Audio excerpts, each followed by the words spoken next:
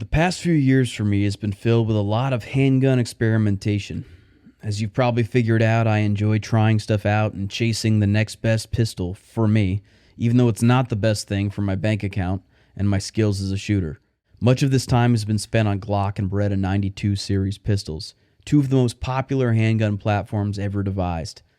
In this video, we'll talk about some differences between the Glock and the Beretta, and I'll share some of my thoughts on each.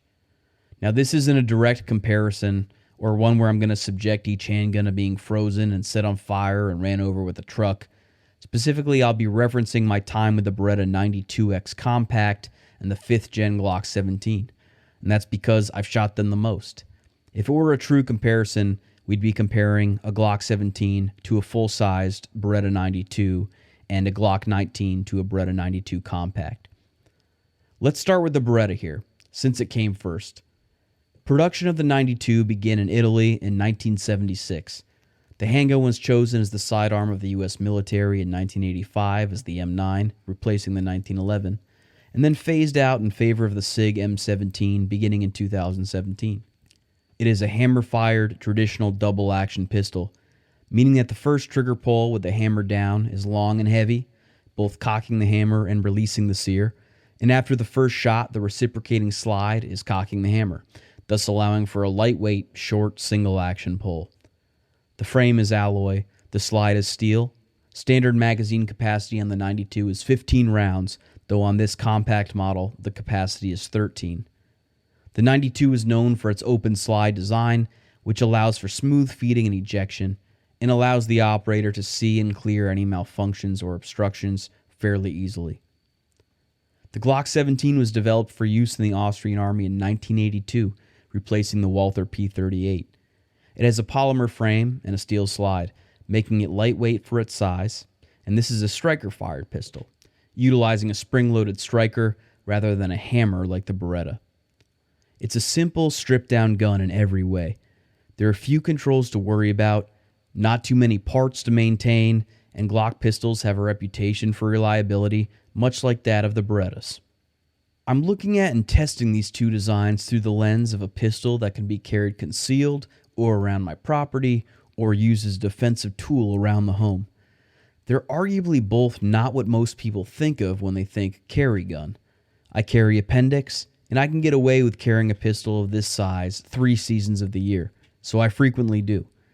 I shoot a pistol this size better than a Micro 9, and if I can get away with carrying a more capable weapon, I'm most likely going to just do that. Both of these pistols have the ability to mount a light, which for me is a must, not for carry so much, but for a pistol that may be pressed into service as a home defense gun or as a sidearm in an SHTF scenario. I'll be honest, I thought there would be a much more clear answer about which of the two would suit me better. I have about 3,000 rounds on this 92 Compact and around 1,000 on this G17 and many more thousands of rounds on a Gen 4 G17 and G19. I brought both to the range in the same session several times, hoping that I may discover which one is the clear winner for me, to no avail. Ergonomically, the 92 fits me better, which is interesting in that I'm somewhat small-handed, and Berettas are known to be pretty chunky. I've had numerous people tell me that 5th Gen double-stack Glocks would be a better fit for small hands than the previous generations, and those people weren't wrong. I think it just has to do with the grip angle of the Glock versus the more rounded ergos of the 92 grip. It's worth noting too that the 92X series of pistols like this one actually come with a Vertec grip profile, which was designed so that the 92 would fit a wider variety of hand sizes. That was one of the deciding factors in wanting to try this pistol out for me. But in practice, I much prefer and shoot better with the fuller wraparound grips that more closely resemble the standard Beretta profile. The Glock isn't uncomfortable by any means, and usually within a few minutes of dry firing, I quickly adapt to the grip angle and the overall feel of the Glock and its trigger. But the Beretta's curves just feel right to me. From a shooting perspective, there isn't a clear winner here. The increased weight of the 92 helps in regards to shooting, but not to a huge extent. For most folks, especially newer shooters, the striker-fired trigger on the Glock is just going to be a better choice. For starters, it's consistent, so you only need to master one trigger pull. It's fairly lightweight, around 5.5 pounds. There's just less to worry about from a shooting standpoint on the Glock. Double action triggers like the first pull on this Beretta need some work to learn and maintain skill with. I shoot revolvers quite a bit, so the pull itself doesn't bother me much, although occasionally I find myself getting a little excited and I'll pull the single action trigger as if it were the first pull and I'll throw a shot. Simply a training issue, probably from shooting all those double action only revolvers. I find myself needing to think a little more when trying to land precise shots with the 92. I have a set of Trijicon HD XRs on the Glock, and the Beretta has the stock sights with a front coated in orange nail polish. I can see both just fine and don't feel as if either make a difference in the shootability of the gun in this case.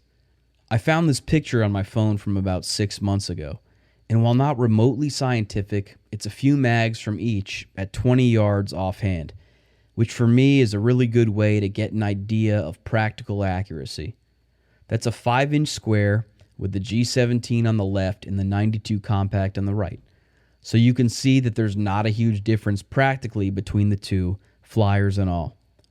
I'm only going to briefly touch on reliability because these are two of the most proven pistols of all time.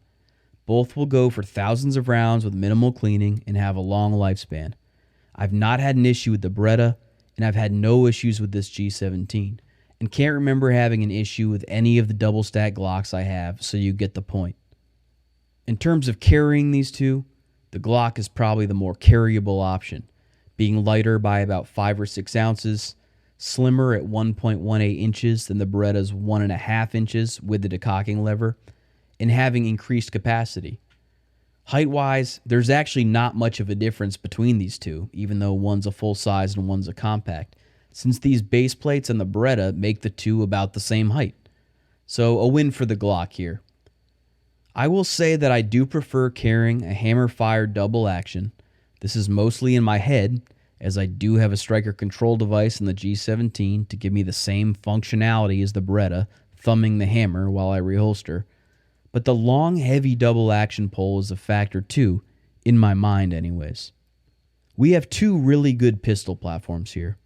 I don't know if you can really go wrong. I think much of it is just down to personal preference. I think if I was being totally objective and had to recommend one to someone else, I'd say the Glock is the way to go.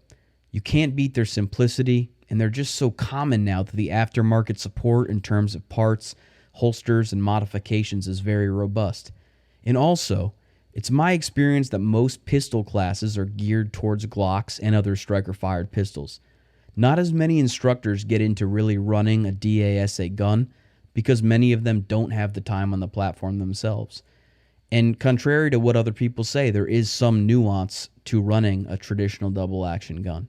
In any case, both pistols here will be in the stable for a long, long time to come, and I'll continue to enjoy shooting them and absolutely trust each of them to do what they're supposed to do if they ever need to do it. Thanks for watching, folks. See you next time.